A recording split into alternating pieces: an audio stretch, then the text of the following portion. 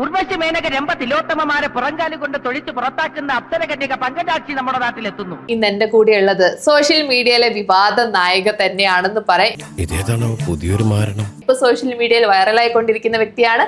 So let's welcome Jassi. Hi Shalu. എന്തൊക്കെയുണ്ട് പുതിയ വിശേഷം? പുതിയ വിഷയങ്ങൾ അറിയണ്ടല്ലോ, വൈറലാണ്.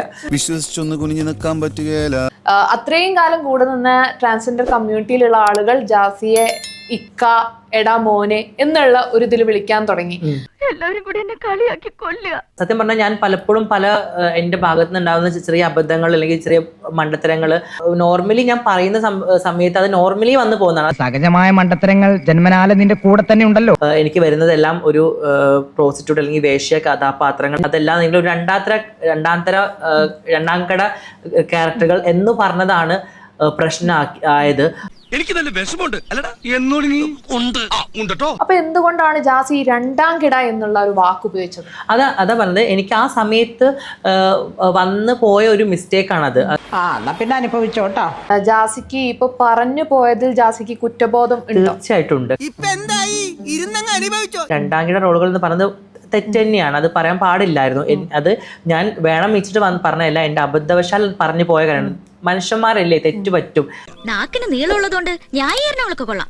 ഒരുപാട് പേരുടെ വികാരം വ്രണപ്പെടുത്തുന്ന രീതിയിലല്ലേ ജാസി അത് പറഞ്ഞത്? സോറി, ഒരു അബദ്ധം പറ്റിപ്പോയതാണ്. ഈവൻ നിങ്ങളുടെ കമ്മ്യൂണിറ്റി തന്നെയുള്ള മമ്മൂട്ടിയുടെ കൂടെ അഭിനയിച്ച് നായികയായിട്ട് അഭിനയിച്ച ആള് പോലും ഫസ്റ്റ് ചെയ്തു വന്ന റോൾ എന്ന് പറഞ്ഞു കഴിഞ്ഞാൽ അതുപോലത്തെ റോളാണ്. ഒരു കയ്യബദ്ധം നാറ്റിക്കരുത്. എനിക്കിപ്പോ ഞാൻ പറയണ എനിക്ക് ലിപ് ലോക്ക് സീനോ അല്ലെങ്കിൽ ഇന്റിമേറ്റ് സീനോ ചെയ്യാൻ എനിക്ക് പറ്റൂല, എനിക്കത് താല്പര്യമില്ല. അല്ലെങ്കിൽ തന്നെ നിന്നെ ആർക്ക് വേണോടാ? എനിക്ക് അറിയില്ല, ഇപ്പോൾ ഈ ട്രാൻസ് കമ്മ്യൂണിറ്റിയിൽ പല ആൾക്കാർക്കും, എല്ലാവരും ഞാൻ ഉൾപ്പെടുത്തുന്ന പല ആൾക്കാർക്കും എന്നോട് പേഴ്സണലി ഒരു വൈരാഗ്യമുള്ള പോലെ എനിക്ക് ആ കമന്റ് ബോക്സ് കണ്ടപ്പോൾ തോന്നിയത്. ജാസി പറഞ്ഞു വരുന്നത് ജാസിയോടുള്ള ഒരു അസൂയ കൊണ്ടാണ് ഇവർ ഇങ്ങനെ പെരുമാറുന്നത് എന്നാണോ? ചിലപ്പോൾ അങ്ങനെ, ഓഫ് കോഴ്സ് ചിലപ്പോൾ അങ്ങനെ ആയിരിക്കാം, എന്നോടുള്ള അസൂയ കൊണ്ടായിരിക്കാം.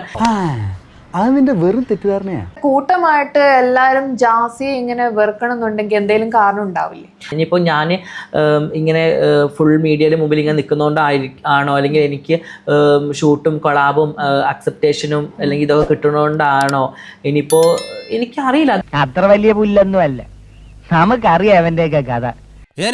ഞാൻ പോകുന്നു. Bye bye.